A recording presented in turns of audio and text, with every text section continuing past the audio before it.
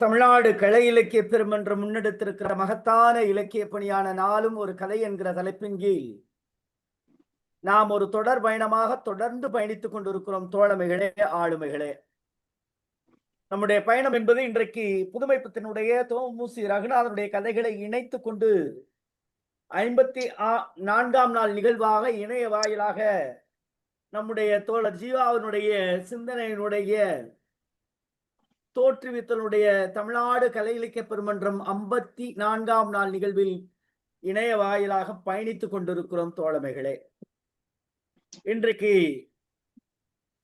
கதை புதுமைப்பித்தனுடைய கதை எப்போதும் முடிவிலே இன்பம் என்கிற கதையை சொல்லுவதற்காக தமிழ்நாடு கலை இலக்கிய பெருமன்றத்தின் புதுச்சேரி மாநிலத்தினுடைய கலை இலக்கிய பெருமன்றத்தில் தன்னை முழுமையாக அர்ப்பணித்துக் கொண்ட பேராசிரியர்,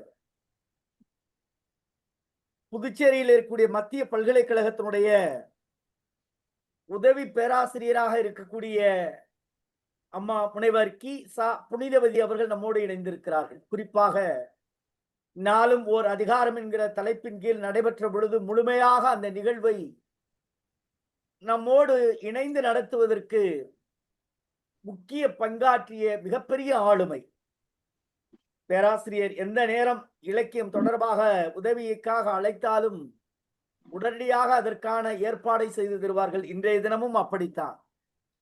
இன்றைய தினம் பேசக்கூடிய நிகழ்வுடைய நிகழ்வாளர் ஏற்கனவே பேசிவிட்டதால், அறச்செல்வியம்மா முந்தைய தினமே பேசிவிட்டதால் இன்றைக்கு வேறொருவரை ஏற்பாடு செய்திருந்தோம். அவரும் காலையில் மறுத்து விட்டதால் ஒரு 11 மணிக்கு அழைத்து, பேராசிரியர் அவர்களே, நீங்கள் கதை சொல்ல வேண்டும் என்று சொன்ன பிறகு அவர் சொல்லிய வார்த்தை, ஐயா நான் தோமுசி சொல்லிட்டேனே அப்படின்னாங்க.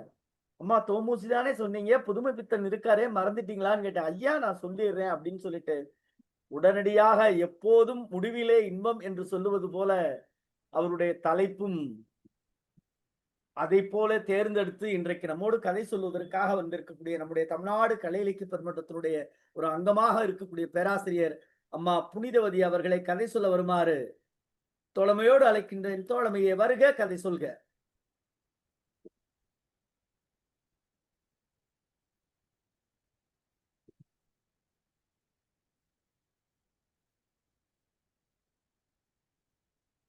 கேக்குதுங்களாங்க ஐயா? வணக்கம். நல்லா கேக்குதுமா, சொல்லுங்க. தமிழ்நாடு கலை இலக்கிய பெருமன்றம் நடத்தக்கூடிய புதுமைப்பித்தன் மற்றும் தோமுசி ரகுநாதன் கதைகள் நாளும் ஒரு கதை இன்று 54வது நாள். இந்த நிகழ்விலே எப்போதும் முடிவிலே இன்பம், எப்போதும் முடிவிலே இன்பம் எனும் சிறுகதையை உங்கள் முன்பு இன்று சொல்வதற்கு வந்துள்ளேன். இந்த ஒரு அரிய வாய்ப்பை மீண்டும் அளித்த தமிழ்நாடு கலை இலக்கிய பெருமன்ற சான்றோர் பெருமக்கள் அனைவருக்கும், மருத்துவர் அறம் ஐயா பொதுச் செயலாளர் அவர்களுக்கும், இந்நிகழ்வை ஒருங்கிணைத்துக் கொண்டிருக்கக்கூடிய கருமுருகன் பேராசிரியர் ஐயா அவர்களுக்கும், மற்றும் இணைய வழி இணைந்திருக்கக்கூடிய அத்துணை அன்பர்களுக்கும் என்னுடைய முதற்கண் வணக்கத்தையும் நன்றியினையும் உரித்தாக்கிக் கொள்கின்றேன். எப்போது முடிவிலே இன்பம், புதுமைப்பித்தனுடைய இந்த ஒரு கதை முடிவுல என்னதான் இருக்கும் அப்படின்ற எப்பயுமே இந்த கதை தேர்வு செய்வதில் இருக்கக்கூடிய ஒரு நிகழ்வு. தலைப்பு ஐயா சொன்ன உடனே எல்லாத்தையும் பார்க்கும்போது சரி, இது ஒரு வித்தியாசமா முடிவிலே இன்பம்னு இருக்கு. எப்போதுமே கதை சொல்லும் போது எப்பயுமே அப்படித்தானே, சரி என்னவா இருக்கும் என்பதன் ஒரு அடிப்படையில தான் நான் இந்த கதை எடுத்தேன். ஒரு 13 பக்கம் வேகமாவே இணைய வழி படிச்சு முடிச்சாச்சு. ரொம்ப ஒரு ஒரு ஒரு அழகா அந்த கதை எப்படி சொல்லிட்டு போறாருன்றது இப்ப பார்க்கலாம். ஒரு முயல், ரொம்ப அழகான முயல். அது ரொம்ப ஆச்சாரியமானது. 4 வேதங்களையும் 6 சாஸ்திரங்களையும், தர்க்கம், வியாக்கரணம், இந்த மாதிரி எல்லா அடிப்படையான சாஸ்திரங்களை எல்லாத்தையுமே ஒருங்கே கற்றிருக்கக்கூடிய ஒரு முயல். ரொம்ப அழகான முயலும் கூட. காலையில எழுந்து அந்த கீர்த்தனைகளை எல்லாம் சொல்லக்கூடிய அந்த செயலை எல்லாத்தையுமே எப்போதுமே இந்த முயல் செஞ்சுட்டு இருக்கும். அது எங்க இருக்கு அப்படின்னு பாத்தீங்கன்னா, ரொம்ப ரொம்ப நல்ல எந்த விதமான குறைபாடும் இல்லாம வாழ்ந்துட்டு வரக்கூடிய இந்த முயல். திரிகரண சுத்தி அப்படின்னு சொல்லக்கூடிய தெய்வத்தினுடைய எல்லா விதமான அனுகிரகங்களும் அப்படியே அவங்க கிட்ட இறங்கி சுகபோகமாக வாழக்கூடிய முயல் தான் இங்க நம்ம கிட்ட இருக்கக்கூடிய முயல். சரிங்களா? இந்த முயல் என்ன பண்ணுது? இது வாழ்ந்துட்டு இருக்கக்கூடிய இடம் எது அப்படின்னு பார்த்தீங்கன்னா, எலியட்ஸ் ரோட்ல இருக்கக்கூடிய ஒரு கலெக்டர் பங்களா. அந்த பங்களால தான் அது வந்து வசிச்சு வருது. ரொம்ப ஒரு காட்டுல அ அந்த காட்டுக்கே ராஜான்னு சொல்லுவோம் இல்லைங்களா? வனராஜன் மிருகேந்திரன் மாதிரி ஒரு மிடுக்கு. நான் வந்து எங்க தெரியுமா வாழுறேன் என்கின்ற அந்த ஒரு நினைவு வந்து அந்த முயல் கிட்ட ரொம்ப அளவுக்கு அதிகமாகவே இருக்கு. ஏன்னா நான் இருக்கிறது ஒரு கலெக்டருடைய பங்களா. அப்ப ஒரு பங்களாவுல இருக்கிறது எவ்வளோ ஒரு பங்களா ஒரு குடிசையிலயோ அல்லது தோட்டத்திலேயோ எங்கேயோ காட்டுலயோ வாழறத விட நிலங்கள்ல வாழறத விட ஒரு பங்களா, அதுவும் யாரு கலெக்டருடைய பங்களாவுல வாழறதுன்றது எவ்வளவு பெரிய விஷயம் அப்படின்றது வந்து அந்த ஒரு நினைவே வந்து வந்து பாத்தீங்கன்னா நமக்கு அந்த முயலுக்கு வந்து ரொம்ப அளவுக்கு அதிகமா இருக்கு.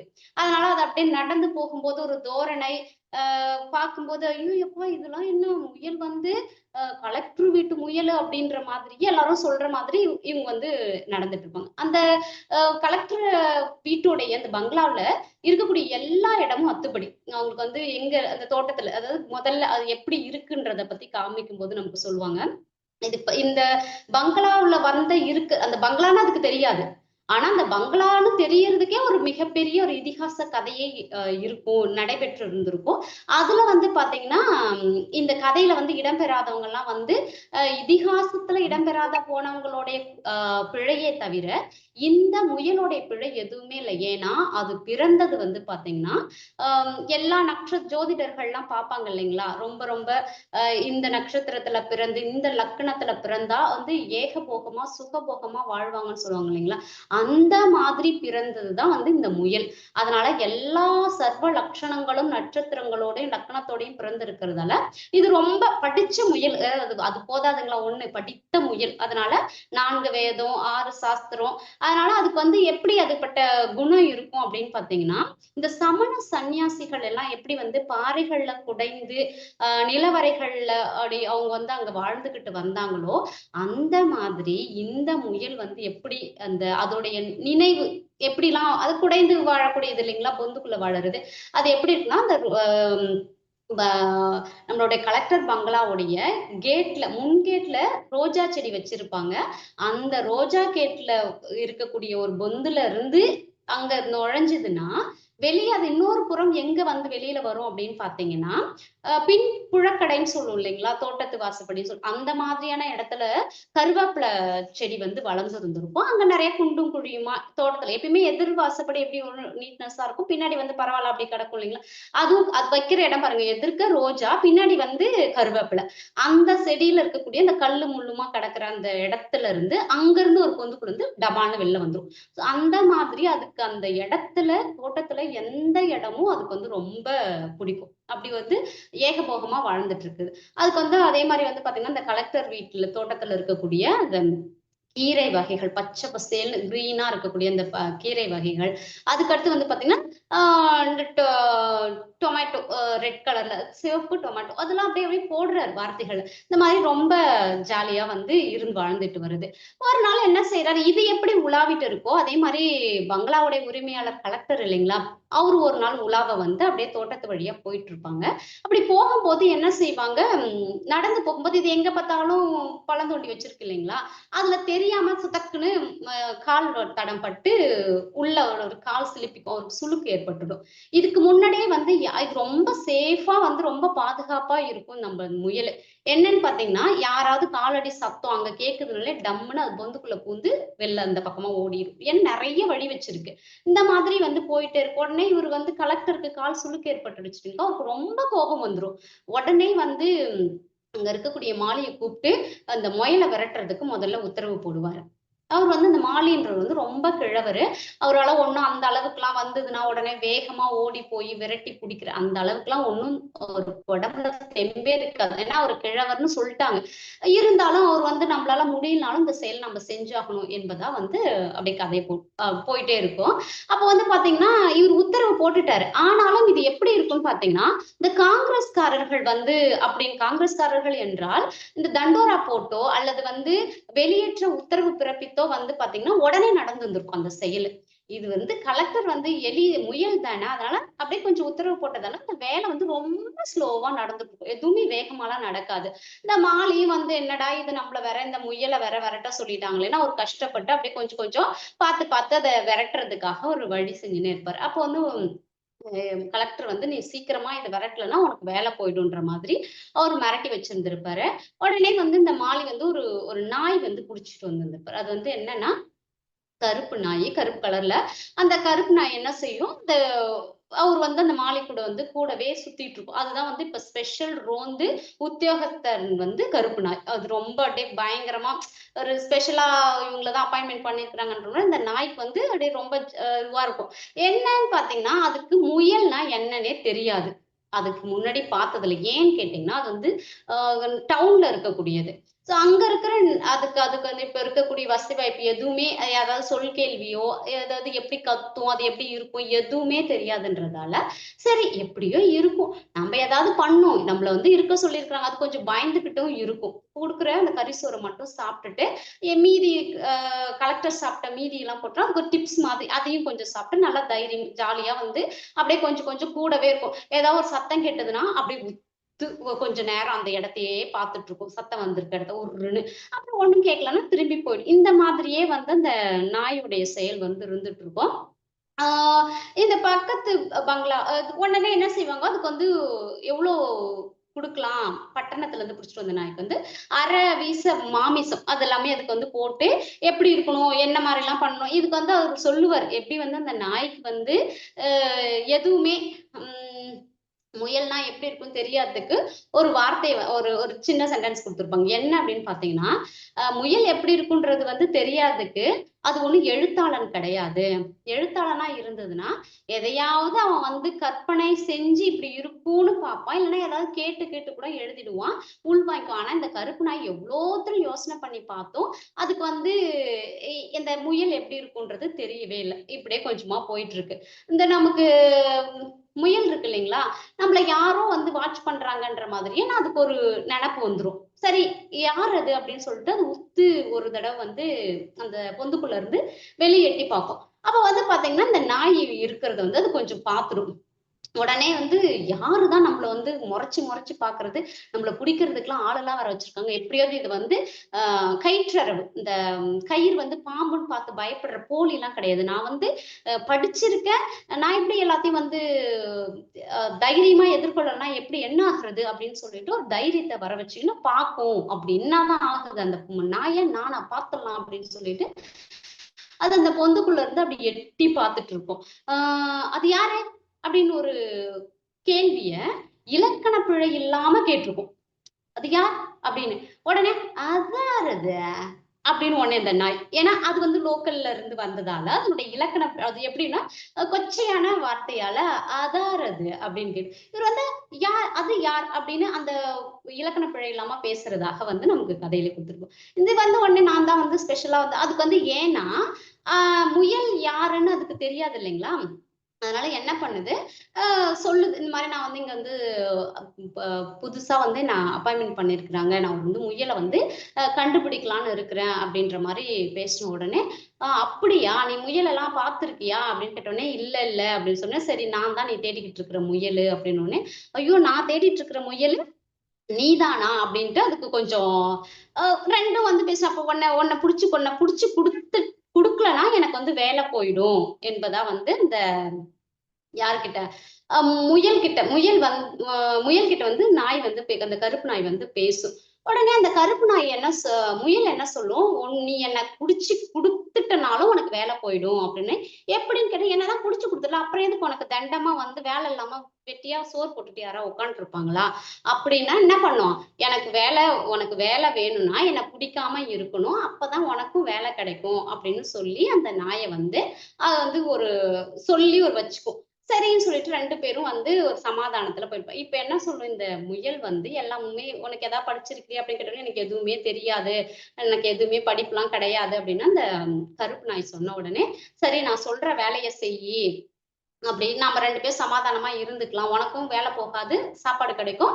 நானும் வந்து இங்க அமைதியா அப்படியே நானும் ஜாலியா இருந்துட்டு இருப்பேன். ஆனா நீ எனக்கு ஒரு வேலை செய்யணும்னு" சொன்னேன். என்னன்னு கேட்கும்போது, "நீ வந்து பக்கத்து பங்களா" அங்க போய் ஒரு முயல் இருக்கும். அந்த முயல் கிட்ட போய் நான் ஒரு விஷயத்த சொல்றேன், நீ அதை போய் சொல்லிட்டு வா அப்படின்னு சொல்லி அனுப்பும். என்ன அப்படின்னு பாத்தீங்கன்னா, அந்த முயல் வந்து நான் வந்து சந்திக்கிற மாதிரி நீ வந்து சொல்லணும். அது வந்து ஜமீன்தார் வீட்டு முயல். முயலினி அந்த முயல் பேரு. அத போய் சந்திக்க வைக்கணும் அப்படின்னு சொன்னோனே, ஐயோ! அதெல்லாம் எப்படி நடக்கும்? அப்படின்னு இதுங்களுக்குள்ளவே பேசிட்டு இருக்குங்க. உடனே வந்து இதுக்கு இடையில வந்து ஒரு இன்னொரு நரி வந்து சேர்ந்துரும். அந்த நரி என்ன செய்யும்னு பார்த்தீங்கன்னா, இந்த நாய கூப்பிட்டு, "நீ தான் எல்லாத்துக்குமே வந்து ராஜா. நான் வந்து இங்க ஒரு வேலை பார்க்குறேன்." என்ன அப்படின்னு பார்த்தீங்கன்னா, ஒரு ஒரு ஆமைய கூட்டிட்டு வந்து இந்த ப அரண்மனை இந்த பங்களாக்குள்ள நான் விட்டுட்டேன்னா, இதுக்கு எல்லாத்துக்கும் இப்போ வந்து அ முயலும் இருக்கணும். நாயும் இருக்கணும், நரியும் இருக்கணும். இப்ப இதுங்க 3மே இந்த இடத்துல இருக்கணும்னா, ஏற்கனவே இந்த வீட்டினுடைய உரிமையாளரா இருக்கக்கூடிய கலெக்டர் இருக்கக்கூடாது. அப்ப என்ன செய்யணும்? இங்க இருக்கிறவங்க எல்லாரையும் காலி பண்ணணும்னா, ஒரு ஆமைய கூட்டிட்டு வந்து விட்டுறணும். ஏன்னா, அர்த்த சாஸ்திரம் எல்லாமே படிச்சிருக்கிறது. நீதிலாம் படிச்சிருக்கிறது எதுன்னு பார்த்தீங்கன்னா, நரி. அதனால அது வந்து சொல்லும். இது வந்து பதமா வந்து அந்த எப்பயுமே இதுல வந்து முயல் பார்த்தீங்கன்னா, ரொம்ப எச்சரிக்கையா இருக்கும். எதுவுமே பொந்துக்குள்ள இருந்து வெளியில வராது. அப்படியே உள்ளுக்குள்ள இருந்தே அட்டந்தே நின்னு பேசு, கிட்ட கிட்ட வராத அப்படின்னு. அந்த நரியெல்லாம் ரொம்ப டிஸ்டன்ஸ் மெயின்டெயின் பண்ணியே வச்சுட்டு இருக்கும். ஏன்னா தந்திரத்தால ஏதாவது செஞ்சுட போகுதுன்னு ரொம்ப ஜாக்கிரதையா அந்த முயல் வந்து செயல்பட்டுட்டு இருக்கும். உடனே இது வந்து பொந்துக்குள்ள இருந்துகிட்டு வெளியில இருந்துன்னு, "இந்த பார் எதுவா இருந்தாலும் நீங்க பண்றத பண்ணுங்க பார்த்துக்கலாம்" அப்படின்னு சொன்னோனே, அப்ப அந்த நரி என்ன செய்யும், நாய்க்கிட்ட போயி, "நான் ஒரு ஆமைய எப்படியாவது பேசி கரெக்ட் பண்ணி நான் எடுத்துட்டு வந்து இந்த வீட்டுக்குள்ள விட்டுடுறேன். ஆமை புகுந்த வீட்ல என்ன பண்ணக்கூடாது, குடித்தனம் இருக்கக்கூடாதுன்னு சொல்லி இங்க இருக்கிறவங்க எல்லாரும் காலி பண்ணிடுவாங்க. அப்ப இந்த பங்களாவுக்கே யாரு ராஜா அப்படின்னு பார்த்தீங்கன்னா, எஜமான் யாருன்னா, நீங்க தான். நான் கருப்பு நாய். உங்களுக்கு வந்து சல்யூட் பண்ணிட்டு, நான் உங்க பின்னாடியே வந்து நான் வந்துக்கிறேன் அப்படின்னு சொன்ன உடனே, அப்படியா நான் தான் ராஜாவா? நான் தான் ராஜாவான்னு சொல்லி அந்த கருப்பு நாய் வந்து சுத்தி சுத்தி ஓடி ஓடி வரும். ஆமா நீங்க தான் ராஜா அப்படின்னு சொல்லிட்டு இது பண்ணுவாங்க. அந்த ஆமை புகுந்த உடனே, இது வந்து நான் போய் கூட்டிட்டு வரேன்னு சொல்லிட்டு போயிடும் இந்த நரி.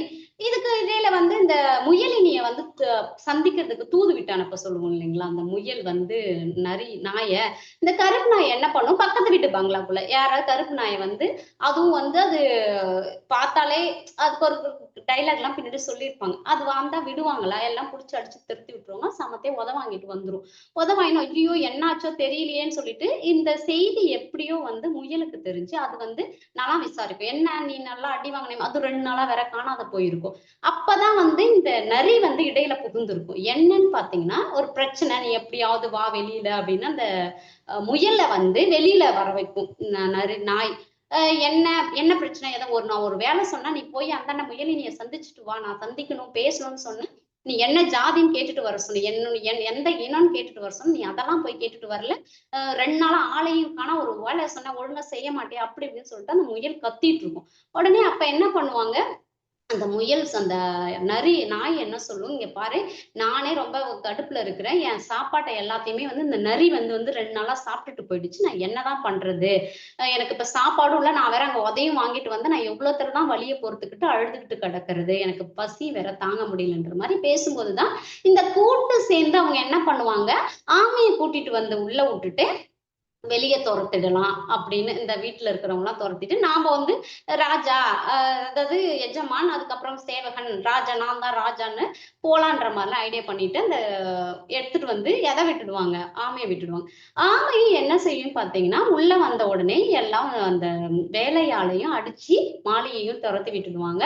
இது போச்சு இல்லையா? "நீ தான் ராஜா, நீங்க தான் இனிமேட்டு இந்த மாரி வண்டி வந்துருச்சு, எல்லாத்தையும் ஏத்த போயிட்டாங்க" அப்படின்னு நரி வந்து சொன்ன உடனே, இனிமே நீங்க தான் ராஜா, ராஜா, ராஜான்னு சொல்லி கொஞ்சம் உசுப்பேத்தி விட்டோனே, நாய் என்ன பண்ணும், நாம தான் எல்லாமுமே அப்படின்னு சொல்லிட்டு மிடுக்கா வந்து வேகமா போவும் பாருங்க. புடிச்சு அதையும் கட்டி போட்டு இழுத்துட்டு போயிடுவாங்க. உடனே அங்கருந்து நரி திரும்பியும் வரும். வந்து என்ன சொல்லும், இதுக்கு இடையில வந்து இவங்க இந்த முயல் வந்து முயலினிய வந்து சந்திச்சு பேசி அவங்க வந்து தன் காதலெல்லாம் வெளிப்படுத்தி ரொம்ப கொஞ்சம் என்ன சந்தோஷமாலாம் இருக்கு. கல்யாணம்லாம் அதுக்கப்புறம் அந்த அவங்க தோட்டத்துல இருக்கக்கூடிய சிவப்பு தக்காளி பழம்லாம் அழகழகா பழுத்திருக்கும். அந்த நம்மளுடைய கலெக்டர் தோட்டத்துல. அதெல்லாம் பறிச்சு குடுத்து, அதெல்லாம் வந்து ரொம்ப கல்யாணம்லாம் நடந்து அந்த பொந்துக்குள்ளேயே அதுங்க 2ம் இருக்குங்க.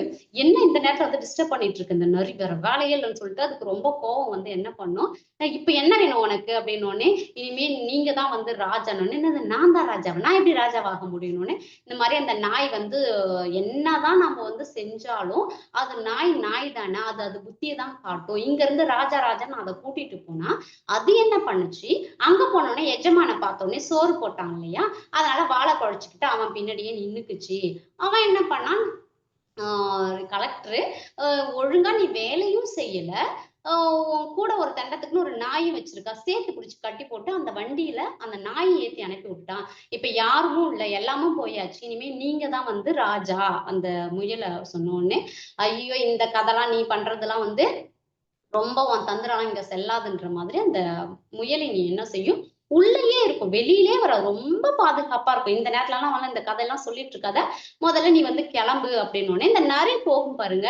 திருப்பியே வராது. என்ன பார்த்தீங்கன்னா, அங்க ஓடுன வேகத்துக்கு சரி, சரி எது வந்தாலும் நாளைக்கு பார்த்துக்கலாம். இப்பலாம் எதுவும் வராத. நாளைலருந்து உன் கதையெல்லாம் வச்சுக்கலாம் அப்படின்னு சொன்னோனே, இது வேகமா போன உடனே நரிய பார்த்து என்ன பண்ணிடுவாரு, அந்த கலெக்டர் வந்து, இனிமே வந்து யாரு தோட்டக்காரன நம்பியும் புண்ணியம் இல்ல. இந்த கருப்பு நாய பார்த்தும் புண்ணியம் இல்ல. எல்லாத்தையும் தெருத்தி விட்டாச்சு. இனிமே நானே களத்துல இறங்குறேன்னு சொல்லிட்டு அவர் துப்பாக்கியோட சுத்திட்டு இருப்பாரு தோட்டத்துல. இந்த நரியார் போவார் பாருங்க. டொப்பு ஒரே சுடு சுட்டு தள்ளி விட்டுட்டாரு. அதுவும் இறந்து போயிடும். இப்போ வந்து இதுங்க வந்து சத்தத்த கேட்ட உடனே இந்த முயலினியும், முயலும் அந்த பொந்துக்குள்ள இருக்கு இல்லைங்களா? ஆஹா! எல்லா கதையும் முடிஞ்சிருச்சு. இப்ப என்ன பண்றதுன்னு தெரியல. நாம இங்க இருந்தா நமக்கும் கொஞ்சம் ஆபத்தா தான் இருக்கும் போல இருக்கு. பக்கத்து பங்களாவுக்கு, ஜமீன்தார் பங்களாவுக்கும் போக முடியாது. ஏன்னா அங்க இருந்து தான் இங்க தப்பிச்சு வந்துடுச்சுங்க. ஏற்கனவே வாங்கிட்டு, வாலெல்லாம் சுருக்கிட்டு அந்த கருப்பு நாய் வாங்கிட்டு வந்தது இல்லைங்களா? அதனால இதுங்க எல்லாம் 2ம் என்ன செய்யும், என்ன பண்றது அப்படின்னு சொல்லி பார்க்கும்போது, ஒண்ணும் பயப்பட வேணாம். இருக்கவே இருக்குது நமக்கு சர்க்கார் இடம். அங்க போயிட்டு நம்ம என்ன பண்ணலாம், ரொம்ப சந்தோஷமா இருக்கலாம். அங்க அவங்க நம்மலாம் உன்னுடைய மகிழ்ச்சிக்கு எல்லாத்துக்கும் அங்க ஒரு குளமும் இருக்குது அப்படின்னு சொன்ன உடனே 2 பேரும் ரொம்ப சந்தோஷமா, ஓகே நாளைக்கு நம்ம இந்த இடத்த விட்டு எஸ்கேப் ஆயி எங்க போயிடலாம், அங்க இன்னொரு இடம் இருக்குது இல்லையா? அங்க அந்த அரசாங்க இடத்துக்கு போயிட்டு நம்ம சந்தோஷமா இருக்கலாம் அப்படின்னு சொல்லி இருந்திருக்கோம். அந்த முயலினி சொல்லும் எப்படி வந்து இந்த இடம் வந்து பஞ்சவடியா இருந்த இடம் வந்து இப்ப எப்படி ஆயிடுச்சுன்னு பார்த்தீங்கன்னா, குட்டிச்சுவர் மாதிரி ஆயிப்போச்சு. அந்த மாதிரி ஆயிடுச்சே என்ன பண்றது அப்படின்னு சொல்லி பேசி முடிக்கிற மாதிரி இந்த கதைய வந்து கொண்டு போயிட்டு இருப்பாங்க.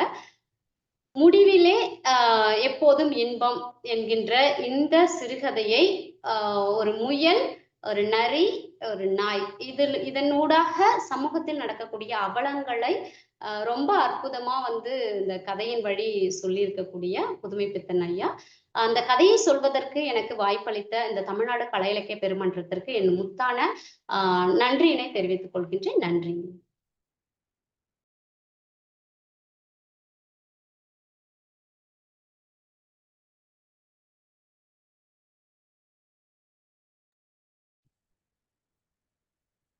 ஓ அம்மா. ஐயா, கதை நிறைவுற்றதுங்க. பார்த்தேன். அத பேசலாமான்னு கேட்கிறேன். ஆ. அப்பா ஒரு நிமிஷம் அப்படியே லைன்ல இருப்பா. நன்றி தொடர்ந்து 16 பக்க கதை ஒரு பெரிய நீண்ட தொடரோட்டம் போல தொடர்ந்து பயணித்தது. வாழ்த்துக்கள். எவ்வளவு விரைவா சொல்ல முடியுமோ அவ்வளவு விரைவாகவும் சொல்லிருக்கீங்க. நன்றி. வழக்கம் போல் பின்னூட்டத்தை தொடங்கி வைக்கிற நம்முடைய பெருமகனார் சாத்தூரார் நேற்று வராவிட்டாலும் இன்று வருகை இருந்திருக்க சாத்தூரார் அவர்கள் பின்னூட்டத்தை தொடங்கி வைக்கவும்.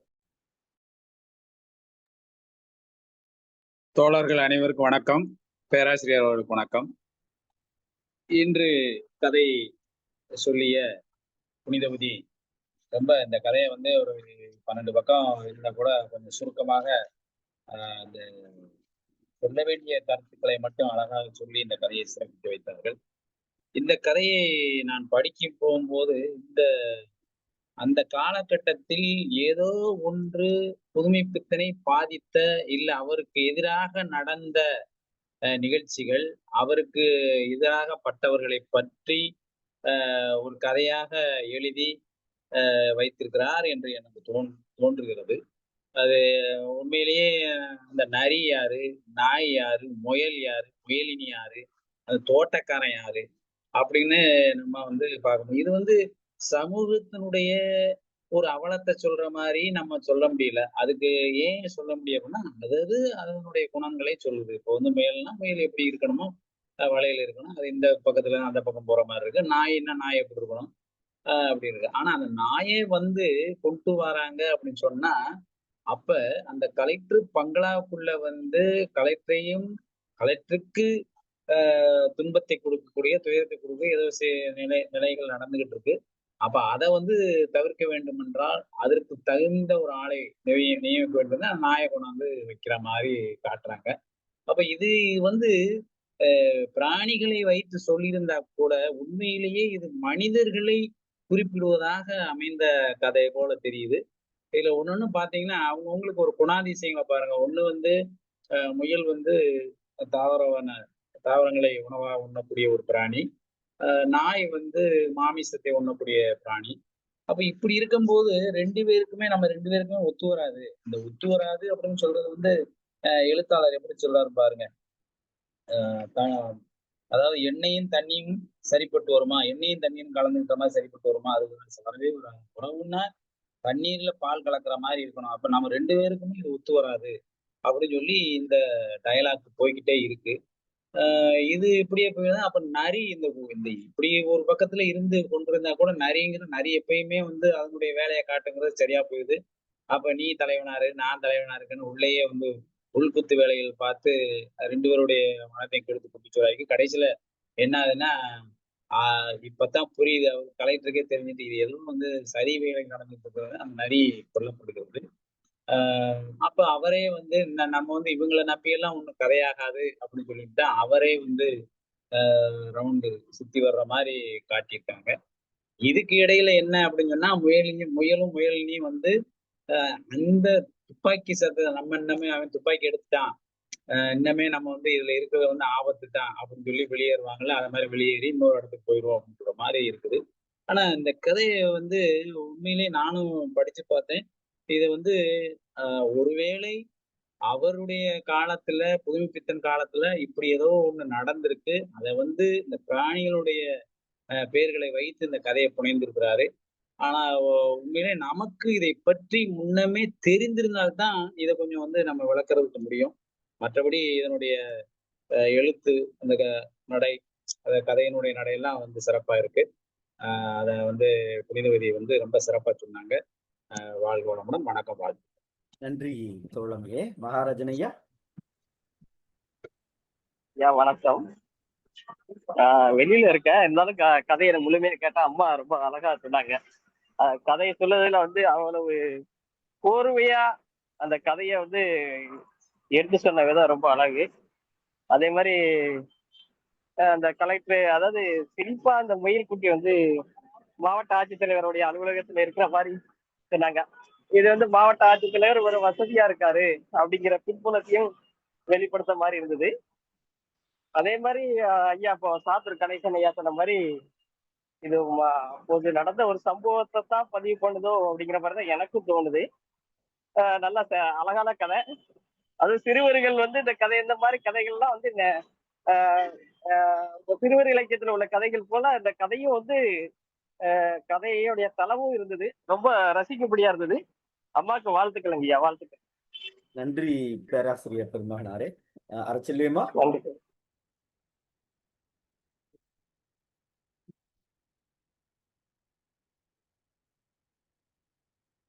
பணித்திரு பாலசுப்ரமணியன் ஐயா. அனைவருக்கும் வணக்கம். ஐயா, நான் கதை சொல்லும்போது நான் இல்லை, கோயில் திருவிழானால இப்போ தான் வந்தேன். ஆனால் இந்த கதையை நான் ஏற்கனவே படிச்சிருக்கேன். அதனால் ஒரு சில கருத்துக்களை அதை வச்சு சொல்கிறேன். புனிதவதி அவங்க கதை சொல்லும்போது என்னால் இன்னைக்கு கவனிக்க முடியாமல் போயிடுச்சு. இப்போ தான் கோயிலேருந்து வந்தேன். இந்த கதையில் விலங்குகளை வைத்து இந்த கதையை புதுமைப்பித்தன் அவர்கள் நகர்த்தியிருப்பார். ஆரம்ப காலத்தில் இந்த ஒரு சிலர், அது மறைமுகமாக அதில் சொல்கிறாரு. ஏன்னா முயல் வந்து வேதங்கள் படிச்சிருக்கு. அது அது வந்து சைவ பிராணி. அது அசைவம் சாப்பிடாது அப்படிங்கிற மாதிரிலாம் சொல்றாரு. அது யாரோ ஒரு சிலரை குறிப்பது மாதிரியான ஒரு தோற்றத்தை நமக்கு தருது. ஏன்னா, அந்த மனிதர்கள் தான் மன்னர்களையும் இல்லையா மகுடம் சூட்டி உட்கார வைத்து தன்மை நம்ம பார்க்கிறோம். ஆனா, அவங்க யாருமே மகுடம் சூட்ட மாட்டாங்க. பின்னாடி நின்னு வழி நடத்தக்கூடியவர்கள் மாதிரி இருப்பார்களே தவிர, இதுல நம்ம இன்னும் 2 ம நிலைப்பாட்ட பார்க்கிறோம். ஒண்ணு நாய். நாய சொல்லும்போது அவரு பறை நாய் அப்படிம்பாரு. இன்னொன்னு நரி. இந்த 2யும் இந்த முயல் மகாராஜா அளவுக்கு போற்றுது. உன்ன மகாராஜான்னே அழைக்கலாம் அப்படிங்கிற மாரி போற்றுது. ஆனா அந்த 2ம் நீங்க தான் இல்லையா மகாராஜாவா இருக்கணும் அப்படிங்கிற மாரி 2 பேரும் எது அ நாயும் சொல்லுது, நரியும் சொல்லுது. ஆனா அத மறுக்குது இந்த வேதம் படித்த முயல் அப்படின்னு அத காட்டுவார். அ இதுல எதையோ நமக்கு உணர்த்த வர்றார். நம்ம வரலாற்ற கொஞ்சம் உள்நோக்கி பார்த்தோம்னா, சில நிகழ்வுகள் யாரால நகர்த்தப்படுது? யாரு பின்னிருந்து அந்த அரசு அப்படிங்கிற மாரியானத இயக்கக்கூடியவர்கள், அறிவு சார்ந்த அந்த நிலையில அப்படிங்கிற மாரியெல்லாம் அ அ அதத்தான் அவரு சொல்ல வராரோ! அப்படின்னு எனக்கு அந்த கதைய நான் படிக்கும்போது தோணுச்சு. ஏன்னா முயல் ரொம்ப சாதுவானது.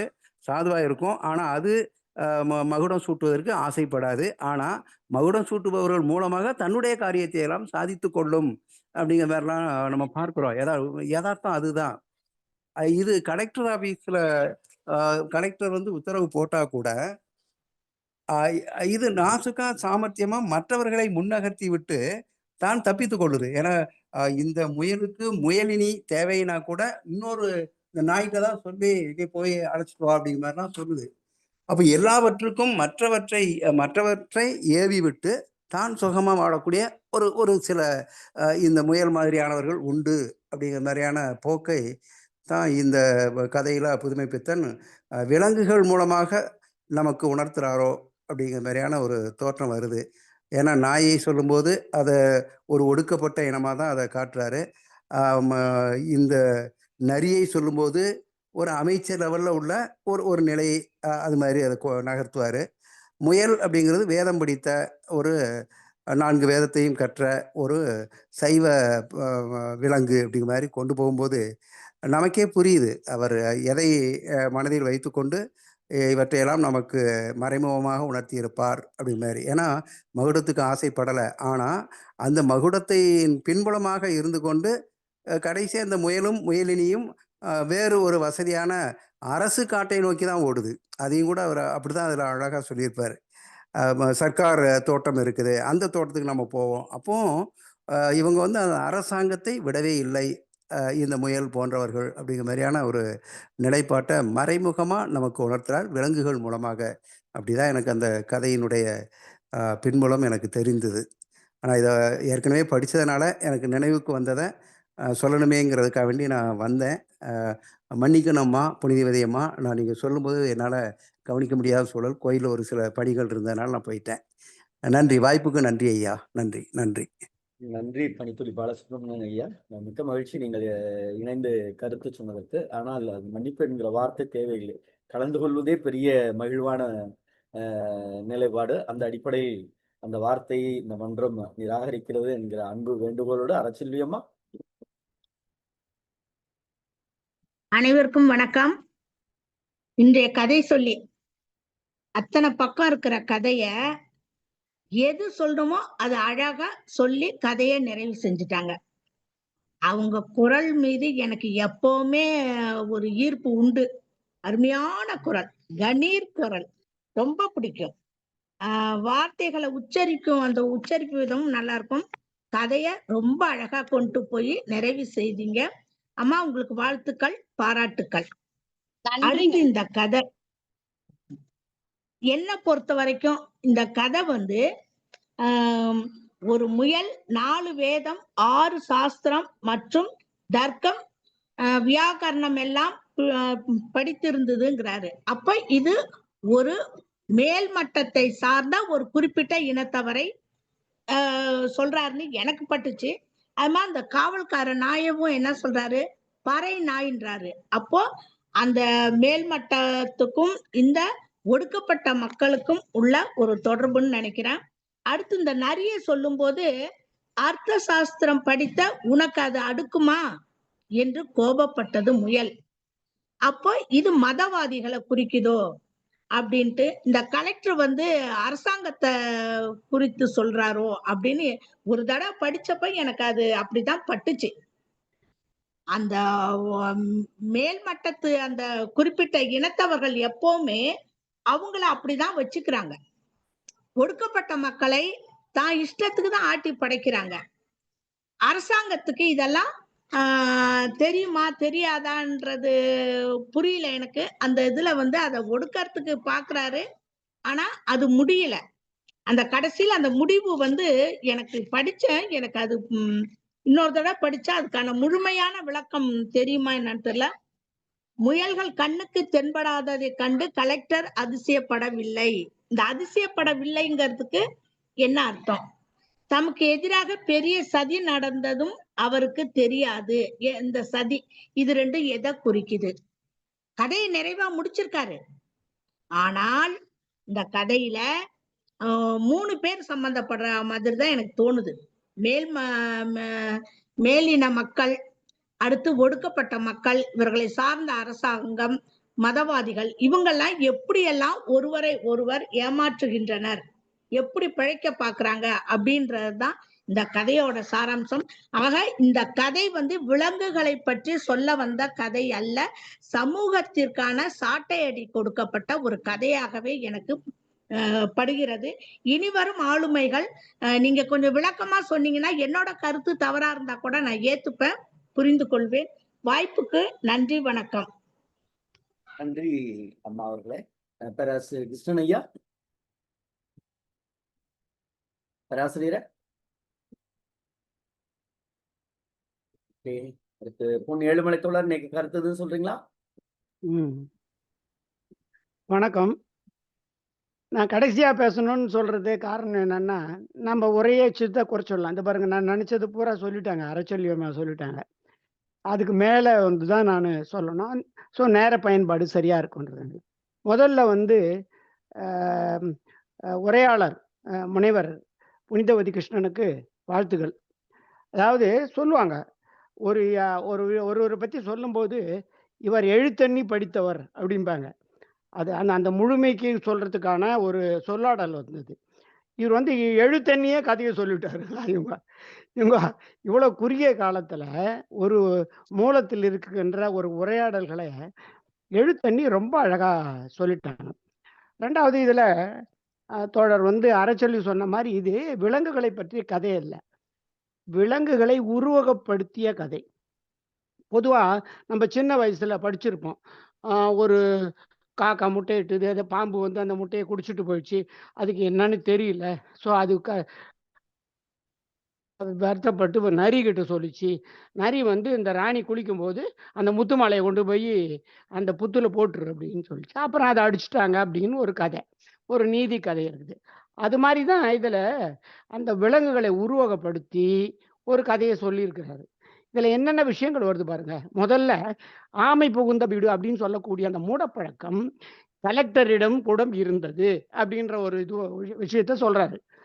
அது மாதிரியாக அந்த நரி, முயல், நாய் இவைகளிலோ ஊடாக பல விஷயங்களை சொல்றாரு. இப்ப பொதுவா வந்து பாத்தீங்கன்னா நாய் நன்றி உள்ளது அப்படிம்பாங்க. அப்படியெல்லாம் ஒன்றும் கிடையாது உண்மையில. ஆனால் அது டொமஸ்டிகேட்டட் அனிமல். இப்ப காட்டுல இருக்கிற நாயை போய் பாருங்க, உங்களை கடிச்சு கொதறிடாது. புலி, சிங்கம் மாதிரி தான் உங்களை இது பண்ணும். அதை பிடிச்சிட்டு வந்து இங்க வந்து நம்ம பயன்படுத்திட்டதுனால அது நன்றியுள்ளது மாதிரி அது தோணுது. தான் விலங்குகளுடைய பண்புகள். அதே மாதிரி ஏன் சிங்கத்தை கொண்டாந்து முடிச்சல? சிங்கத்தை பண்ண முடியல, புலியை பண்ண முடியல. சிங்கத்தை கூட ஓரளவு பண்ணிடலாம், புலியை பண்ண முடியாது. அது மாதிரியான குணங்கள் வந்து அதுக்கு இயல்பா இருக்கு. அதனால இதுல வந்து விலங்குகளினூடாக அதனுடைய குணங்களை வந்து மனிதர்களுடைய குணங்களை அதன் மேல் போர்த்தி ஒரு நெறியினை, ஒரு நீதியை ஒரு சிறுகதை வடிவாக சொல்லியிருக்கிறாரு. ஆட்கள் மேல சொன்னோம்னா நிறைய சிக்கல் வரும், அதனால வந்து விலங்கு மேல ஏற்றி அவர் சொல்லியிருக்கிறாரு. அது நல்ல கதை, சிறப்பான பொழிவு. நன்றி. நன்றி தோழமே. முத்து தோழர்.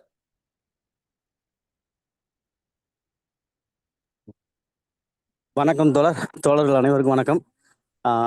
இன்றைய கதை சொல்லி மிகச்சிறப்பாக வந்து கதை சொன்னாங்க முனைவர் புனிதவதி அவர்கள். அவங்களுடைய குரலை தான் கேட்டேன். நான் முகத்தை பார்க்கல. ஃபர்ஸ்ட் வேற ஒரு இடத்துல இருந்தனால குரலை தான் கேட்டேன். கேட்ட உடனே ஒரு நம்ம அந்த ரேடியோவில் கேட்போம்ல, அந்த குரல் மணிக்கே ஒரு ஃபீல் ஆனது. அதுக்கப்புறமா தான் பார்த்தேன், நல்லா இருந்துச்சு. எல்லா ஃபர்ஸ்ட்லேருந்து கடைசி வரைக்குமே ஒரு தீர்க்கமான கதை சொல்லியாக வந்து பார்க்குறேன். அந்த வார்த்தைகளை கையாண்ட விதமே வந்து அவ்வளோ அழகாக இருந்தது. ஸோ வாழ்த்துக்கள் தோழருக்கு. அப்புறம் கதைகள் பற்றி இன்னொரு சில விஷயங்கள் வந்து பேச நினச்சிருந்தேன்.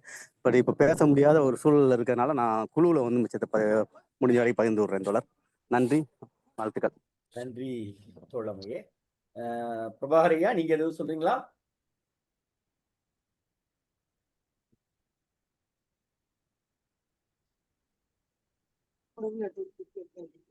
பேசுறது கேக்கா? கேக்குதுயா ஐயா, கேக்குது. ஒரு வித்தியாசமான ஒரு சிந்தனை, புதுமை புத்தனுடைய சிந்தனை, மாறுபட்ட ஒரு படைப்பு. அந்த கதை சொல்லலான விஷயம் அருமை. அந்த அந்த பொண்ணு சொன்ன விதம் அருமையா இருந்தது. நல்ல குரல். இதுல சொல்றதுக்கு அந்த விலங்குகளை பத்தின ஒரு சிந்தனையில எழுதின ஒரு கதை ரொம்ப நல்லா இருந்தது. வாழ்த்துக்கள், நன்றி. ரொம்ப நன்றிங்கய்யா, ரொம்ப மகிழ்ச்சிங்கய்யா, நன்றி. ஐயா எங்க வெளியில இருக்காங்கன்னு நினைக்கிறேன். நன்றி, வெளியில இருக்கீங்கன்னு நினைக்கிறேன். ஆமா, பார்த்தேன், அது தெரியுது. நன்றி நன்றி. தோழர் சிவசுப்பிரமணியன் தோழர், வாங்க, நிறைவு பின்னூட்டம். அன்பான தோழர்கள் அனைவருக்கும் வணக்கம். இன்னைக்கு எப்போதும் முடிவிலே இன்பம் என்ற புதுமைப்பித்தனின் கதையை முனைவர் புனிதவதி அவர்கள் ரொம்ப அருமையா சொல்லி முடிச்சிருக்காங்க. எப்போதும் முடிவிலே இன்பம் அப்படிங்கிறது கதைக்கு பொருத்தமா தான் இருக்கு தலைப்பு. இதுல வந்து இந்த இன்னைக்கு கதை சொல்லியாக வந்திருக்கவங்களை குறிப்பிட்டு சொல்லணும்னா, இந்த இணையவழி நிகழ்வுக்கு அவர் வந்து ஒரு தூணாகவே விளங்குகிறார். எல்லாரும் சொன்னாங்க குரல் பலம் அப்படின்னு. அது சேர்ந்த குரலால் நடித்து நல்லா அபிநயத்தோடு நடித்து சொன்னார். ரத்தின சுருக்கமா சொன்னாலும் சரி, ஒண்ணு விடாம எல்லாத்தையும் ஆற்றலுக்காக சொல்லி முடித்திருக்கிறார். அவருக்கு பாராட்டுகளும் வாழ்த்துக்களும். இந்த முயல் வந்து வளைய தோன்றது, அதுக்கு உதாரணம் சொல்லுதாரு பாருங்க. சமணத்துறவிகள் குகைகளை தோண்டி மலையில வந்து குகையை இது பண்ணி அதுக்கு நிலவரைன்னு சொல்றாரு இவரு. அவங்க இருப்புமிட மாதிரி சொல்றாரு.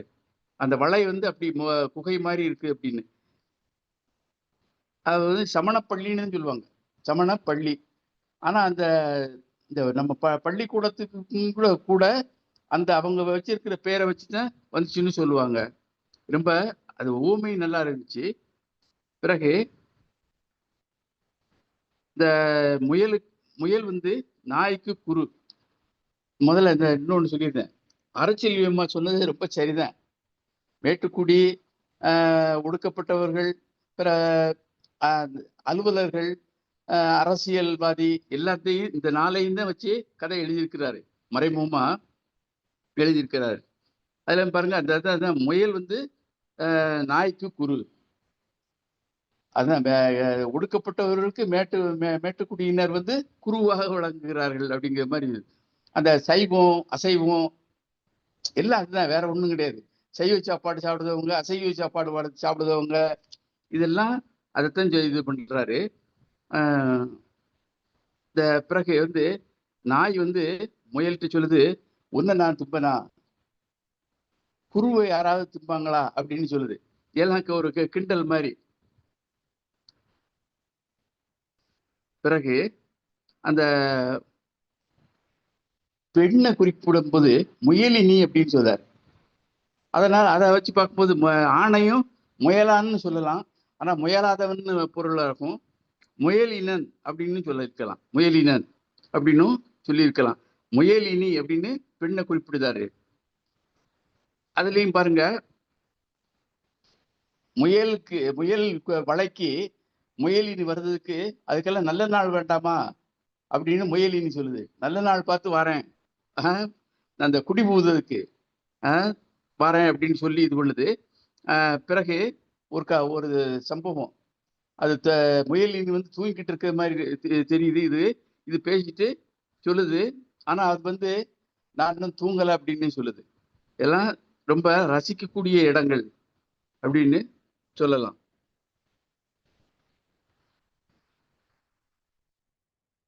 பிறகு தோழர் பொன்னி அழுமலை சொன்னதுல எனக்கு கொஞ்சம் உடன்பாடு இல்லை. நாய் நன்றி உள்ளதெல்லாம் இல்லை அப்படின்னு, நன்றி கிட்டது அப்படின்னு மாதிரி சொன்னாரு.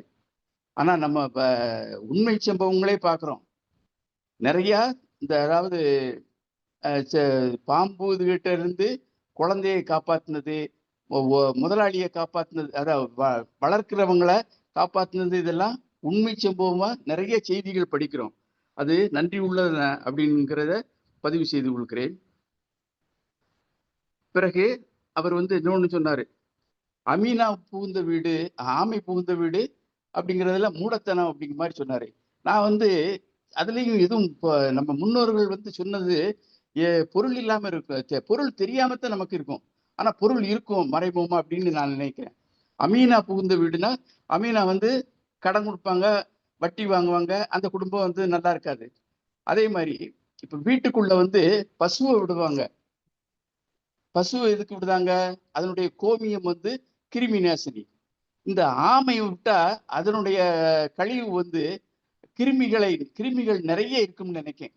நான் பொதுவா நினைக்கிறது தான் அப்படின்னு இருக்கலாம் அப்படின்னு நினைச்சிருக்கேன். அதனால அந்த ஆமை புகுந்த வீடும் விளங்காது அப்படிங்கிற மாதிரி சொல்றாங்கன்னு நினைக்கிறேன். இது கூகுள்ல போய் பார்த்தாலும் தெரியும் விளக்கம். அதுக்கு நேரம் எல்லாம் போச்சு. அதாவது புதுமைப்பித்தன் வந்து ஒரு கொலை அனுபவம் அப்படிங்கிறதுல துப்பறிங்கிற கதையை எழுதி இது பண்ணிட்டாரு. இந்த கதை இதுல வந்து மறைமுகமா பிறரை மையமா வச்சு எழுதினாலுமே சிறுவர்களுக்கான கதை மாதிரியே இருக்கு. சிறுவர்களுக்கான ஒரு கதையையும் இதன் மூலமாக எழுதிவிட்டார் என்றே சொல்ல தோன்றுகிறது. அருமையான கதை, மிக சிறப்பாக சொன்னார். அவருக்கு மீண்டும் பாராட்டுகளும் வாழ்த்துக்களும் சொல்லி நிறைவு செய்து கொள்கிறேன். வாய்ப்புக்கு நன்றி, வணக்கம். நன்றி தோழமையே, மிக்க மகிழ்ச்சி. ஏழுமலை தோழர் கை உயர்த்தியிருக்கீங்க, சொல்லுங்க. கேட்கல, நீங்க பேசுறது கேட்கல. தோழர் சிவசுப்பிரமணியன் சொன்னாரு, அதுல ஒன்று வந்து தவறான புரிதல். அதாவது நாய்க்கு நன்றி குணம் இல்லைன்னு நான் சொல்லலை. காட்டில் இருக்கிற நாய்க்கு வந்து போனீங்கன்னா அது விலங்குகள் மாதிரி, புலி மாதிரி தான் பாயும். ஆனால் டொமஸ்டிகேட்டட் அனிமல்ஸ்ன்னு சொல்லுவாங்க. நாயை வந்து இங்கே நம்ம பழக்கப்படுத்தி இருக்கிறோம், அதனால அதுக்கு நன்றி நினைவு இதெல்லாம் இருக்குது அப்படின்னு சொன்னேன். நாய்க்கு நன்றி இல்லைன்னு நான் சொல்லலை. அது டொமஸ்டிகேட்டட், அதனுடைய ஒரிஜினல் வந்து குணம் வந்து அப்படி இல்லைன்றது தான் சொன்னேன். ஒன்று. ரெண்டாவது, இந்த ஆமைக்கு அமீனா இதெல்லாம் சொல்கிறதுன்றது உள்ளபடியே வந்து கோமியத்தில் வந்து இந்த குணம் இருக்குது இதெல்லாம் சொல்கிறது வந்து எனக்கு என்னை பொறுத்தவரையில் அது தவறாக தான் படுது. அந்த கருத்தை நான் பதிவு செய்கிறேன். நன்றி. நன்றி. இது உங்களுடைய கருத்து, அது சிவசுப்பிரமணிய ஐயாவுடைய கருத்து. தோழர் வந்து அறிவியல் சொல்லுவாங்க. அறிவியல் பிரகாரமும் அதை நம்ம அணுக வேண்டிய சிந்திச்சு பார்க்க வேண்டியது இருக்குல்ல, அவ்வளவுதான். நானும் அறிவியல் பிரகாரம் தான் சொல்றேன். இந்த கோமியம் இதெல்லாம் வந்து அறிவியல் பிரகாரம் தான் சொல்றேன். ஒரு மருத்துவரோட கட்டுரை ஒன்னா கூட உங்களுக்கு நான் அனுப்பிச்சு வைக்கிறேன். அதுல எந்த உண்மையும் இல்லை, அது தவறும் கூட. நான் ஒன்னா கட்டுரை அனுப்புறேன் உங்களுக்கு. இல்ல, தோழர்கள் இருவருக்கும் ஒரு அன்பான வேண்டுகோள். ஏழுமலையே உங்களுடைய கருத்தை நீங்க இந்த மன்றத்துல பதிவு செய்றீங்க. அதே போல சிவசுப்பிரமணியாவும் இல்ல, தவறு இல்லை, தவறுன்னு நான் சொல்லல, நான் பதிவு விளக்கம் தான் சொன்னேன். அதே நிலைப்பாடில் இங்க இருக்கக்கூடிய இந்த புலனத்தில் குழுவில் இருக்கக்கூடிய அத்தனை பேருக்கும் இது தொடர்பான கருத்துக்கள், பல்வேறு கருத்துக்கள் இருக்கத்தான் செய்யும். இல்லை என்று சொல்லு, குழுவில் பதிவு செய்த இருவருக்கும் நன்றியும் வாழ்த்துக்களும். நிறைவாக நம்முடைய தமிழ்நாடு கலை இலக்கிய பெருமன்றத்துடைய பொதுச் செயலாளர் தோழமைமிக்க மருத்துவர் தா. அரமையா அவர்கள். ஐயா, புனிதவதி அம்மா சொல்லட்டும். ஓ, நான் பார்க்கல. புனிதவதி அம்மா நிறைவா எதுவும் சொல்றீங்களா?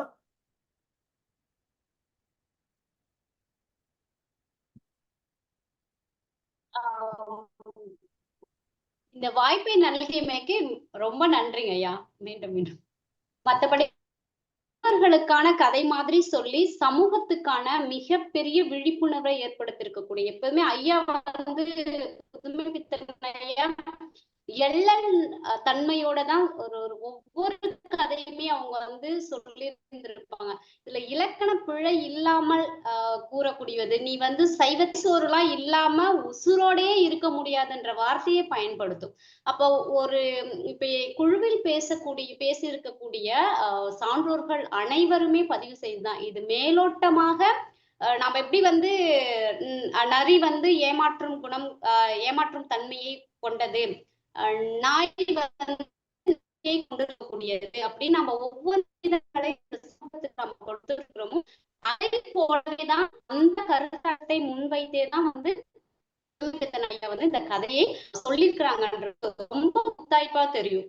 எப்படி வந்து வெளியில வராமையே தன்னுடைய எல்லா விதமான காரியங்களையும் சாதித்துக் கொண்டிருக்கிற படிப்பு என்கின்ற ஒன்றை வைத்துக் கொண்டு வாழும் நிலை, உழைப்பை அடுத்தவர்கள் உழைப்பை உரிந்து கொள்ளக்கூடிய தன்மையில வாழக்கூடிய ஒரு இனத்தையும் எப்போதுமே நீங்க சொல்றதெல்லாம் சரியாதான் இருக்கும் என்று ஒரு நிலையில எவ்வளவு தவிப்புகளோடு இருக்கக்கூடிய ஒரு உயர்ந்து வருவதற்கு தவித்துக் கொண்டிருக்கக்கூடிய மக்களையும் இடையில் தன்னுடைய காரியத்திற்காக எப்படி வந்து இன்னொரு சாரார் வாழ்ந்து கொண்டிருக்கிறார்கள் அப்படின்னு மூன்று விதமான எப்பயுமே வந்து பாத்தீங்கன்னா அந்த முயல் வந்து ரொம்ப ரொம்ப பாதுகாப்பாகவும் தன்னுடைய இன்பத்திற்காகவும் அது எப்படி வந்து கரெக்டா வாழ்ந்துகிட்டு இருக்குதுன்றத வந்து இந்த கதையின் வழியாக இடையில வந்த நரியையும் சுட்டுடுவாங்க, அந்த நாயும் இடப்பெயர்வு செஞ்சிடுவாங்க. அதுவும் ஒரு இடத்துல சந்தோஷமான வாழறதுக்கு அந்த கரிசோறுலாம் இப்ப எடுத்துட்டு போனா அந்த மாலையே வயசானவர் அவருக்கு கூட்டிட்டு போய் நல்ல சாப்பாடு போடுவாரா, இப்ப இந்த கலெக்டர் சாப்பிட்ட மீந்த சாப்பாடு அதுக்கு கிடைக்குமா, கரிசோறு எதுவும் கிடைக்காது. அது இன்னொரு இடத்துக்கு இடப்பெயர்வு நடக்குது. இந்த மாதிரி சமூகத்துல ஒவ்வொருவரும் எப்படி வந்து போலித்தனங்களை இன்று வரை நிகழக்கூடிய இந்த கதை அந்த காலகட்டத்தில் எழுதப்பட்டாலும் இன்றும் நிகழக்கூடிய உண்மையான பதிவு தான் வந்து எப்போதுமே வந்து முடிவிலே இன்பம். இதுல யாருக்கு இன்பம் என்பதுதான் வந்து ரொம்ப முத்தாய்ப்பான ஒரு கேள்வியாக முன்வைக்கப்படக்கூடியது. இது வந்து மேலோட்டமா சிறுகதை சின்ன கதை முடிஞ்சு போறது இல்லை, இதன் வழியாக சிறுகனுடைய ஒரு சாராம்சம் அதை இந்த கலை இலக்கிய பெருமன்றத்தின் வாயிலாக இந்த கதையின் வாயிலாக புதுமை பித்தனோடு பயணிக்க வைத்த அத்துணை பேராசான்களுக்கும் என்னுடைய நன்றியினை தெரிவித்துக் கொள்கின்றேன். நன்றி, வணக்கம் ஐயா. நன்றி தோழமை. நிறைவாக நம்முடைய தமிழ்நாடு கலை இலக்கிய பெருமன்றத்துடைய பொதுச் செயலாளர் தோழமைமிக்க மருத்துவர் தாரம் ஐயா அவர்கள். தோழர்கள் அனைவருக்கும் வணக்கம். நீங்க மேல புனிதவதி அம்மாவுக்கு மிகப்பெரிய நன்றி. அவங்க ஒரு இக்கட்டான சூழ்நிலையோட இது ஒரு சிக்கலான கதை கூட, ஒரு சிறுவர்களுக்கான கதைன்னு மேலோட்டமா தெரிஞ்சாலும் இது வந்து அப்பட்டமான ஒரு அரசியல் கதை தான். அதுல அரசியல் மட்டும் சொல்லியிருக்காரா இல்ல கலை இலக்கியத்துறையில் உள்ள அரசியலை சொல்லியிருக்காரான்றது இன்னும் துரி பார்த்தா தெரியும். ரொம்ப அரசியல் அம்மா சொன்ன மாதிரி ஒரு வசீகரிக்கக்கூடிய குரல் அவங்களுடைய குரல். அதுல வந்து மிக அருமையான கதையை மிக தெளிவாக ஒரு நிறைய உள்ள உள்ள உள்ள உள்ள போய்கிட்டு இருக்கோம். அதெல்லாமே மிகச் சரியாக சொல்லி விட்டாங்க. ரொம்ப பின்னூட்டம் வழங்கியதும் அருமை. அவங்க முதல்ல சொல்லல இது என்னவா இருக்கும் அப்படின்னு சொல்ல, மத்தவங்க எல்லாம் சொல்ல விட்டுட்டு அப்புறம் எல்லாம் சொன்னாங்க. இதுல ஒரு முயல், வெள்ளையான முயல், அது வந்து வேதம் தெரிஞ்ச முயல் அப்படின்றது அது வந்து ஒரு பிராமணர்களை உருவாக்கம் செய்யறாரோ அப்படின்னு ஒரு இது வருது. அவங்க வந்து கலெக்டரோட அண்டி இருக்கிறாங்க. அதுக்கப்புறம் அங்க சிக்கல்னு வர்றப்ப தனியா சர்க்கார் உருவாகுது, அந்த தோட்டத்துக்கு போயிடலாம் அப்படின்னு அவங்க இடம்பெயர்ந்துறாங்க. அந்த கலெக்டர் பங்களாக்குள்ள இருக்கிறதுனால எப்பயுமே அதிகாரத்தின் பக்கம் மன்னர்களின் பக்கமோ இல்ல கலெக்டரின் பங்களாக்குள்ளோ இருந்ததுனால அவங்களுக்கு எப்பயுமே ஒரு சிங்கம் போன்ற ஒரு வீராப்பு, ஆனா அவங்க முயல் தான், ஆனாலும் சிங்கம் போன்ற ஒரு நடை நடந்துகிட்டு செஞ்சுக்கிட்டு இருந்தாங்க. இந்த நாய் அது வந்து பறைன்ற சொல்லு வந்து ஒரு இங்கிலீஷ்லயே வந்து ஒரு தாழ்வான அப்படின்ற ஒரு பெயர் இவர் உருவகப்படுத்துறாரு, ஒரு கருப்பு நாயை உருவகப்படுத்துறாரு. அப்படி அந்த நாய அந்த முயல் எப்படி இது பண்ணுது அப்படின்னா, நீ வேணா நரிக்கு முன்னாடி நீ மகாராஜாவா இருக்கலாம், ஆனா எனக்கு எப்பயுமே நீ எஜமான் தான், வேலைக்காரன் தான், சேவை செய்யக்கூடியவன் தான், நான் தான் உன் எஜமான், நான் வந்து என்ன செய்யறேனோ அதை நீ கேட்கணும், முயலை நீ வெளியே போனா நீ கூட போய் பாதுகாப்பு போகணும், இதான் உன் வேலை அப்படின்னு சொல்லி இது பண்ணுது. அந்த நரிக்கு வந்து அர்த்த சாஸ்திரம் தெரியுதுன்னு சொல்லியிருக்காரு. இந்த முயலுக்கு தெரியாத அர்த்த சாஸ்திரம் வந்து நரிக்கு தெரிஞ்சிருக்கு. அர்த்த சாஸ்திரம்ன்றது ஒரு போர் தந்திரம், ஒரு போர் புரியக்கூடியவர்கள். ஆஹ் நம்ம இயல்புல சத்திரியர்கள் அப்படி வரக்கூடிய ஒரு இதை உருவப்படுத்துறாரு. எலியட்ஸ் ரோடுன்றது கலெக்டர் பங்களாவுடைய இது. இப்ப கல்விக்கும் கலைக்குமான ஒரு மையமா அது இருக்கு. எலியட்ஸ் ரோடு இப்ப சென்னையில உள்ள பெசன்ட் நகர்ல இருக்கக்கூடியது. அதை மையமா வச்சுதான் இது போற மாதிரி இருக்கு. அது வந்து மகாராஜா அப்படின்றது வட்டமேஜ மாநாடில் முஸ்லிம்களுக்கும் கிறிஸ்துவர்களுக்கும் பட்டியலினத்தை சேர்ந்தவர்களுக்கும் தனித்தனி தொகுதியும் தனித்தனி வாக்குரிமையும் கேட்கப்பட்டது. இது 1945 எழுதின கதையா இருக்கு. ஒருவேளை அரசியல் என்றால் அதைத்தான் மென்ஷன் பண்றாரா அப்படின்றது தெரியல. ஆனா இந்த இது வந்து பார்த்தா நரி சுட்டுக் கொல்லப்படுகிறது. அந்த நாய் வேற இடத்துக்கு ஷிஃப்ட் ஆகிறது. இந்த முயல் வந்து கலெக்டர் கையில் துப்பாக்கி வந்தவுடன் இது வந்து முன்னாடி நல்ல பூமியா இருந்தது. இப்ப இப்படி ஆகி போச்சு. இனிமே நம்ம இங்க இருக்கக்கூடாதுன்னு வேற இடத்துக்கு போயிருச்சா ஒரு இது வைக்காரு. இது ஒரு கிண்டல் கதை தான். கிண்டல்னா அவருக்குள்ள அந்த வேதம் படிச்சவங்க இந்த இது காயத்ரி மந்திரம், கோத்திரம் எல்லாத்தையும் போட்டு இழுத்து அடிச்சுட்டாரு.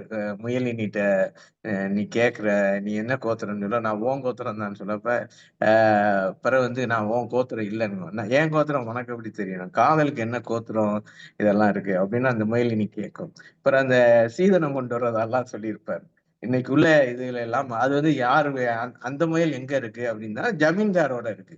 ஒண்ணு பிராமணர்கள் வந்து ஆங்கில ஆட்சியில் இருக்கும்போது வெள்ளைக்கார பங்களாவிலயோ, இல்லை பக்கத்து ஜமீன்தார்கள் உள்ள இந்த ஜமீன்தார்களாக உள்புற இடங்களில் விவசாய இடங்கள் நடக்கல ஜமீன்தார்களுக்கோ அவங்களுடைய அடிவடிகளாக இருக்கக்கூடியவர்களா சித்தரிக்கிறது தான் அதை சொன்னாரா அப்படின்றதெல்லாம் தெரியல.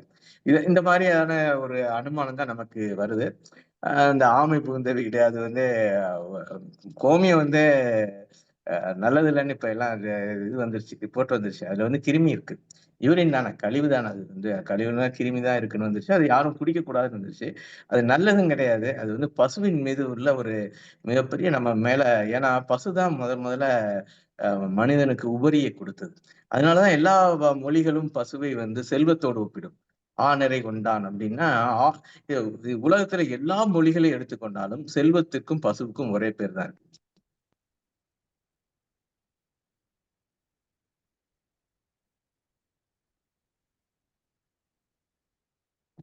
கேக்குதா? இப்பதான் கேக்குது பொதுச்செயலாளர். கேக்குதுங்கய்யா. ஒரு கால் வந்துருச்சு. அதனால பசுவுக்கு வந்து முன்னாடி அது ஒரு மூட நம்பிக்கை, அவ்வளவுதான். அதுல வந்து பசு, ஏன்னா நம்ம வந்து பசுவோடு சம்பந்தப்பட்டவர்கள். நம்ம பாதி காலத்தில் பசுக்களை அடிச்சு தானம் கொடுத்திருக்கான். விஸ்வாமித்திரர் ராமாயணத்துல வந்து ராமனை சந்திக்கும் போது இளம் பசுவின் கன்றை அடித்து அதை நெய்யில் வறுத்து அந்த உப்பு கண்டத்தை விஸ்வாமித்திரருக்கு கொடுத்ததாலாம் ராமாயணத்துல இருக்கு. அப்படியெல்லாம் ஒரு கட்டத்தில் இருந்ததுதான். ஆனால் வந்து கடவுளோடு சம்பந்தப்பட்டதாக, அன்னையோடு சம்பந்தப்பட்டதாக, பால் தருவதால் அப்படி எல்லாம் ஒரு சென்டிமெண்ட் நமக்குள்ள வந்துட்டதுனால அது கூட இருக்கலாம். அது ஒன்றும் பெரிய இது இல்லை. அது இப்ப ஆமைன்றது சில பேர் பொறாமை, இயலாமை, முயலாமை, அந்த ஆமைகள் தான் வரக்கூடாதுன்ற ஒரு விளக்கமும் கொடுப்பாங்க. சில பேர் தண்ணிக்குள்ள இருக்கிறது ஆமை, அப்போ ஒரு வீடுக்குள்ள தண்ணி வந்துருச்சுன்னா அந்த வீடு வந்து சரி இருக்காது. இதுக்கான விளக்கம்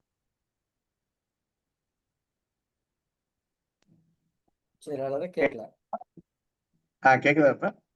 இப்ப கேக்குது. நீங்க இப்ப பேசுனது கேட்கல, மறுபடியும் சொல்லுங்க ஐயா. அதுல வந்து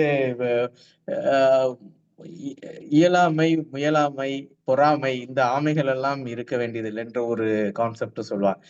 ஆமைன்றது இப்ப தண்ணி அதிகம் உள்ள இடங்கள்ல தான் ஆமை இருக்கணும். ஆமை குறித்து நிறைய இதுகள் கூட வருது. நேத்து நாள்ல ஒரு இது கூட படிச்சுக்கிறது.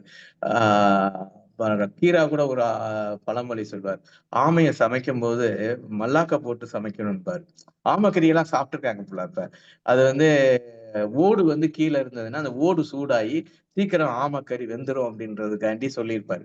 ஒரு கணவனும் மனைவியும் ஆமைக்கறிய மல்லாக்க போட்டு வேக வைக்கணுன்றது இவனுக்கு தெரியலையேன்னு ஒரு பெண் வந்து கணவனை கேலி செய்வதாக ஒரு பழமொழியை சொல்லியிருப்பார் கீரா. அதே போல நாலடியார்ல கூட வரும் சில இது வந்து அதுல வந்து ஆமையை வந்து முதல்ல இது இருக்கும்போது அந்த இளம் சூட்ல வந்து ஆமை வந்து ஆகா சூப்பரா இருக்கே அப்படின்னு விளையாடுமா. அதுக்கப்புறம் தான் தெரியுமா சூடு கூட கூட அது வந்து சாக போகுதுன்றது. அதை போல அறிவில்லாதவர்கள் தங்களிடம் உள்ள செல்வம் கொஞ்சம் வந்தவுடனே இது பண்ணுவாங்கன்ற ஒரு இதெல்லாம் நாலடியார்ல உதாரணம் சொல்லுவான். அப்படி ஆமைக்கும் இலக்கியத்துக்கு நிறைய சம்மந்தம் இருக்கு. அதுல இது இந்த மாதிரி கூட நம்ம எடுத்துக்கலாம். அமீனா வந்ததுக்கு அப்புறம், அமீனா என்பது நீதிமன்றத்திலிருந்து ஒரு ஓலை வந்தது. நீதிமன்ற தகவலை தெரிவிப்பவர். அது வந்துருச்சுன்னா அந்த வீடு ஏதோ சிக்கல்ல இருக்குன்னு அர்த்தம்ன்றதுக்காண்டி இப்ப வந்து இதா இருக்கலாம். மற்றபடி இந்த கதை முழுக்க முழுக்க ஒரு அரசியல் கதைதான். அது எந்த அரசியல்? இந்திய அரசியலா? இல்ல கலை இலக்கிய துறையில் நடந்த அரசியலா என்று நமக்கு இப்ப சொல்ல முடியல. 1945 எழுதியிருக்காரு. இதுல ஒண்ணு பிராமணர்கள்ன்றது தெரியுது. ஒண்ணு சத்திரியர்களோ அப்படின்ற ஒரு அனுமானம் பண்ண முடியுது. இன்னொருத்தர் சேவையாளா எஜமானா இருக்கக்கூடிய பட்டியலினத்தை சேர்ந்தவங்களை சொல்றாரா அப்படின்றது 3க்குள்ள இருக்கு. இந்த முக்கியமாக பிராமணர்களின் போக்கைத்தான் அவரு சொல்லியிருக்கிறாரோ. ஏன்னா அவருடைய இறப்பின் போது கூட புனேல இருந்து அவர் இங்க வந்திருப்பார், திருவனந்தபுரத்துக்கு வருவார். அப்ப ஒரு பத்திரிகை ஆசிரியர் கூட இருந்து அதை பதிவு செஞ்சிருக்காரு. அந்த பத்திரிகை ஆசிரியர் தோமுசிக்கு எழுதின கடிதம் அந்த எட்டயாபுரம் நூலகத்துல கிடைச்சது. இந்த கடிதத்தை வெளியிடக்கூடாது, நான் இறந்ததுக்கு அப்புறம் வேணா வெளியிடலாம் அப்படின்னு இருந்தது. தோமுசி கடைசியில சொன்ன அந்த புதுமை பித்தன் கடைசியில சொன்ன வார்த்தைகள் எல்லாத்தையும் அதுல எழுதியிருப்பார். ரகுநாதா ரகுநாதா ரகுநாதா வரமாட்டானா, தோமுசி ரகுநாதா என்னை பார்க்க வரமாட்டானான்னு கேட்டுக்கிட்டு இருப்பார். இருமி இருமி ரத்த வாந்தி எடுப்பார். அப்படியே ரத்த வாந்தி எடுத்துக்கிட்டு இருக்கும்போது, நான் ஒரு பிராமண குலத்துல பிறந்திருந்தேன்னா நான் இந்நேரம் என்னை எத்தனையோ பேர் தூக்கி விட வந்திருப்பாங்க. நான் இந்த பிராமண குலத்துல பிறக்காதனால என்னை எவனுமே கண்டுக்கல அப்படின்னு தன்னுடைய மனைவிட்ட சொல்றத அதெல்லாம் பதிவு செஞ்சிருக்காரு அந்த பத்திரிகை ஆசிரியர். அந்த லெட்டர் அப்படியே ஒரிஜினல் இப்பயும் இருக்கு நம்மகிட்ட. தோமுசி ரகுநாதனுக்கு எழுதின அந்த லெட்டர் தோமுசி ரகுநாதன் அதை பத்திரமா வைத்திருந்தார். அப்ப பிராமணர்கள் மீது ஏன்னா இயல்பா ஒரு சுதந்திர சிந்தனையோடு வந்தவங்களுக்கு எல்லாத்துக்குமே ஒரு ஆதிக்க உணர்வு. அதனாலதான் பாரதி சொல்லுவாங்க, இங்க 2 பேரை ஒழிக்கணும். ஒண்ணு பிராமணனோட ஐயரை ஒழிக்க வேண்டும், துறையையும் ஒழிக்க வேண்டும். இந்த 2 விடுதலை வேண்டும் இந்தியாவை பொறுத்தவரை. அந்த சிந்தனை ஓட்டம் எல்லாருக்கும் இருந்திருக்கும். அதனால முயல்ன்றது பிராமணனோட டாமினேஷன் தான் அந்த இடத்துல. பிராமின்னு மட்டும் எடுக்க வேண்டாம், பிராமணியம்னு எடுத்துக்கலாம். அவங்க நம்ம தனிப்பட்ட நபர்கள் நமக்கு எதிரி இல்லை. அவர்களுடைய கொள்கையும் அவர்களுடைய நடைமுறையும் தான் நமக்கு சிக்கல். அதனால அதை பிராமணியம்னு எடுத்துக்கிட்டு நம்ம பார்த்தோம்னா அந்த கதை அருமையான கதை தான். பின்னோட்டம் நிறைய சொல்லிட்டாங்க. அதனால நம்ம பனித்துளி ஐயா அவரு இன்னைக்கு கேட்காட்டினாலும் அந்த படித்த போதே அவருக்கு உள்ள அந்த எண்ணம் உள்ள இருந்திருக்கு. அதெல்லாம் இன்னைக்கு நல்லா சொல்லிட்டாங்க. அனைவருக்கும் நன்றி. நன்றி செயலாளர் அவர்களே, மிக்க மகிழ்ச்சி.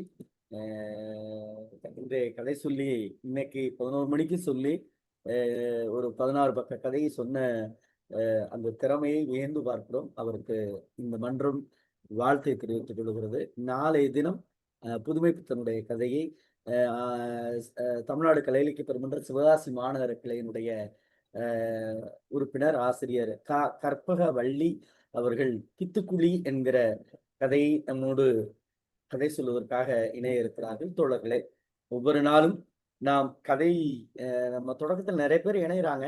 அதுக்கப்புறம் ஒருவேளை எல்லாருக்கும் வேலைகள் இருக்கு இல்லைன்னு சொல்லல, ஆனால் இன்னமும் உறுப்பினர்கள் சேர வேண்டும் என்கிற கவலை வர வர கவி கொண்டு வருது. ஏன்னா முன்னாடிலாம் நம்ம நிறைவு பண்ணும்போது குறைந்தபட்சம் 35-40 இருப்பாங்க. இப்போ 15க்கு வந்து விட்டோம் என்கிற கவலையும் இருக்கிறது. அதற்கு நாம் அனைவரும் சேர்ந்து முடிவெடுக்க வேண்டும்.